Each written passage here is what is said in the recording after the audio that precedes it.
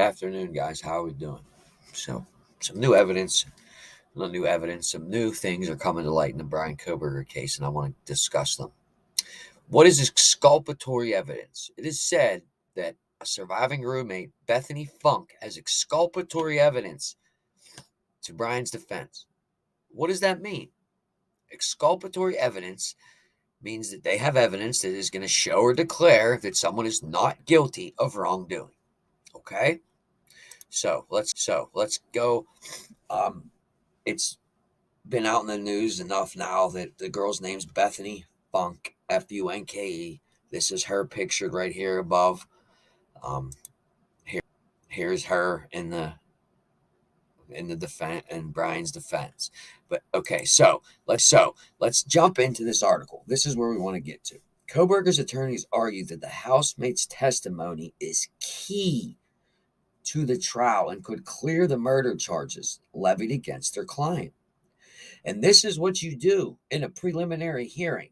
If you have exculpatory evidence that can clear somebody of a murder charge, that's what you do. So for the other attorneys to fight back against this is odd to me.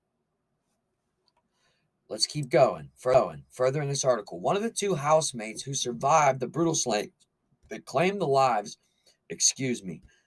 of 4 University of Idaho students is fighting a subpoena that would force her to testify as part of murder suspect Bryan Kohberger's defense.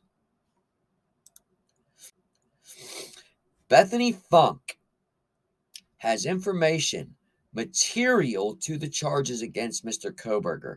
Portions of information Miss Funk has is exculpatory to the defendant.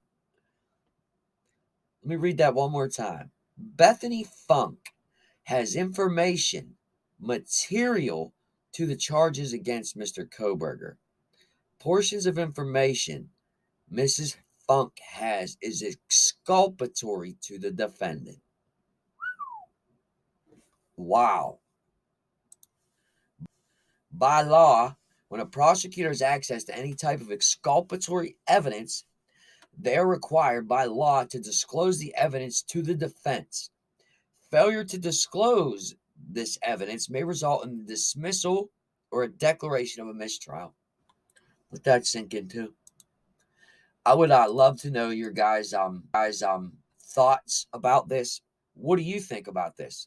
What does Bethany Funk know? What can exonerate him?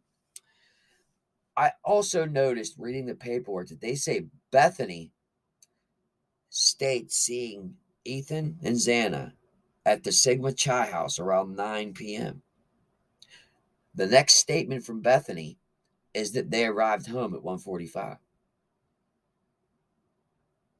Not we came home at 1:45, that Xana and Ethan arrived home at 1:45. So, when did Bethany leave? Where did she go? And who was she with? That's what you want to question. Second thing I want to talk about. Anybody see the News Nation was talking about it, a female on campus got her house broken into, apartment broken into. She went to Bryan to confide in him, tell him about this break-in, and ask if she should get security cameras, and he supposedly helped her with the security system.